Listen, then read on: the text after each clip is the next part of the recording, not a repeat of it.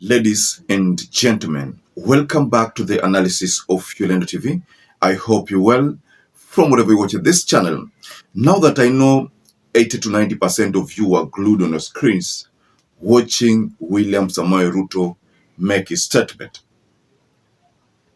For those of you who watched that interview, you will agree with me that Ruto was trying to defend himself because he has been accused in Mount Kenya, he has been accused in Rift Valley, he has been accused in many other regions.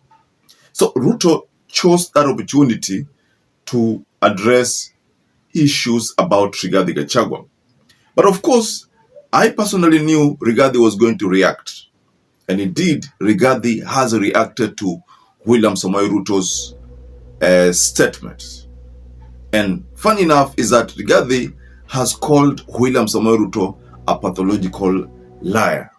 So I want us to go into Rigathi Gachagua's statement. There's something he has shared here. But before you do that, kindly like this video. It's so important because that is the only way YouTube shares our video to many other people on YouTube. Please also subscribe to this channel if you have not subscribed before.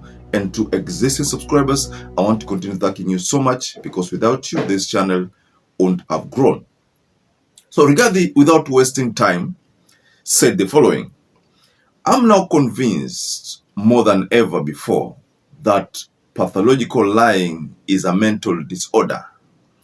The greatest existential threat to our beloved country is outright lying to the people of Kenya without blinking, and failure by a leader to put his team together to harmonize their lies.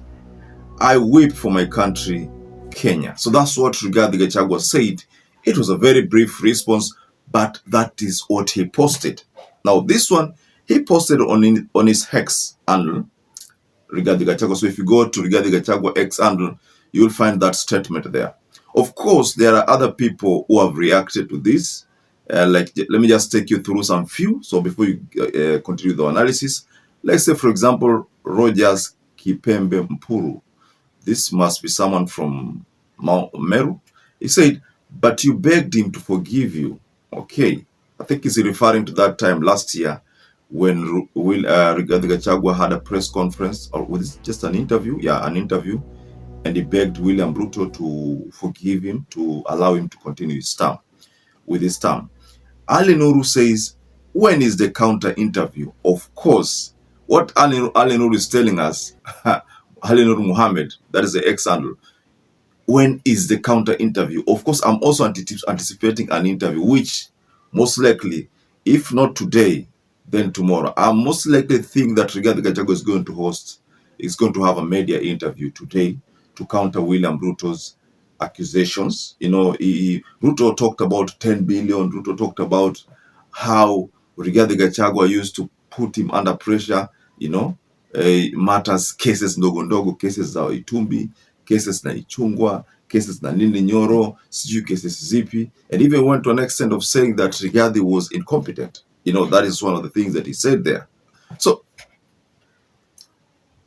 we don't know who's telling the truth, ladies and gentlemen. Honestly speaking, I mean, I'm just trying to be honest with you. We don't know who is telling the truth. Is Ruto telling us the truth? Or is Rigathi Gachagua telling us the truth? I want you to just go below in the comment section and offer your reaction. Whom do you believe is telling us the truth? Because that is a big question right now. I have seen literally everywhere. Yeah? Who is telling the truth? Let's say, for example, this account by the name The Government Critic. Of course, this account is an account of someone who likes to, you know, attack William Ruto. But he has posted something here. But the account holder has posted something here. He said, and the message is, maliza huyo mwongo, hawa anadanganya kama katoto. Okay.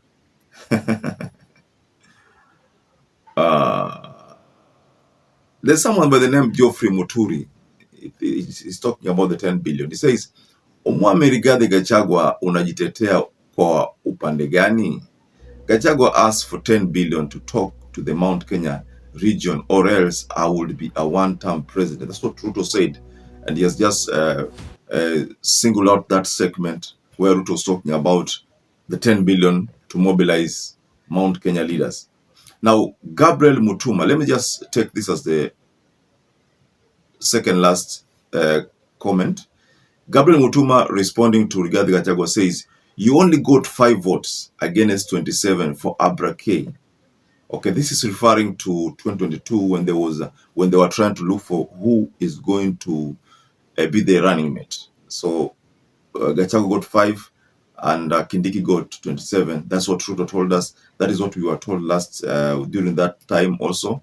And but Ruto chose to work with Rigathi because he realized that angefanya na watu wadogo wote angekuwa mzuri, but he chose to work with Rigathi. The last one, His Excellency President William Ruto, that is an ex-handle commentary, ex-handle that says 10 billion taxpayers' money, bro. Let me just wind it there. This ball is in your court, ladies and gentlemen. I know there are people who support Rigathi, there are people who support Ruto in this channel. So it is up to you to decide whether you think Rigathi Gachagua is telling the truth or William Ruto is telling the truth. But Rigathi has called William Ruto a pathological liar. And I'm 100% sure Rigathi is going to call for a media interview. And when that happens, we will see the other side of Rigathi. Some things maybe we had never seen. And this passages of videos zinaanza kuwa interesting because Rigathi will be forced to unleash some secrets.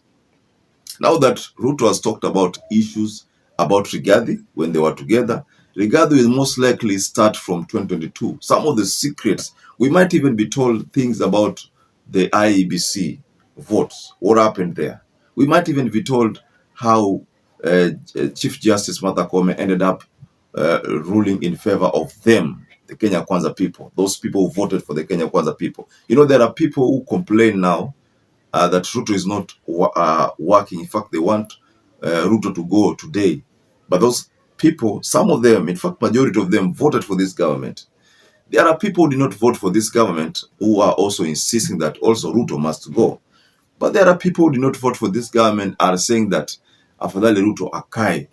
And there are people who voted for this government, you know, who are saying that Ruto aendelee na miaka mengine. So the country is divided along that kind of line, ladies and gentlemen. I hope you understand. For right now, majority of you know that the country imekuwa split into, could you say that 2? Or could you say that 3/4 is going with the Rigathi, a quarter with the Ruto? I mean, that is the only picture that we're going to see. The real picture is during the elections. Right now, the must-go chants are all over.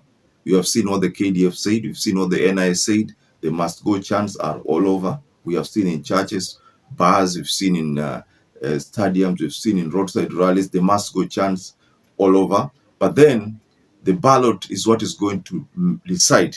That is what William Ruto kept on insisting. Anasema kwamba yeye apewe ile muda wake wa mwisho kabisa kwa ballot ndio Wakenya waamue. So we don't know what's going to happen there. Maybe he has a plan of how he's going to win. Maybe people will vote for him. But we know that he's going to get votes. But we don't know whether he's going to win. But votes atapata. So when Rigathi decides to give us his side of the coin, that is when now we'll say all hell has broken loose. Because now Rigathi will be forced to now go deeper. And we've seen Rigathi Gachagua, how he counters Ruto's sentiments. It's going to go deeper and talk about many issues. Lakini hii 10 billion, to be honest, imemharibia Rigathi Gachagua jina. Alafu ile mambo ya kesi kila saa Ndindi Nyoro, kesi Dennis Itumbi, kesi Chungwa. Okay. Si ati namtetea William Ruto, si ati namtetea Rigathi Gachagua, but I remember kulikuwa na makesi ya wabunge kwa nakalishwa, those members of parliament who used to disrespect Rigathi Gachagua, or those members of parliament who Rigathi Gachagua felt walikuwa na disrespect. Because I remember there's a time Ndindi Nyoro surface in Kiharu, Rigathi alikuwa aende hapo lakini Ndindi Nyoro akatangulia. What happened is that Ndindi Nyoro tangulia hapo na akatoka. It brought a lot of commotion there. And then I also remember there's a time Dennis Itumbi posted something. These are things which I witnessed back then. That was before even the Gen Z's demonstrations. Itumbi posted something about Rigathi hakupenda. There was, I think there was some intervention of the president back then. No, so those are things which I remember. But Zengine, the 10 billion, I don't know. These are just things which are being mentioned here. Of course, last year they were mentioned by another politician.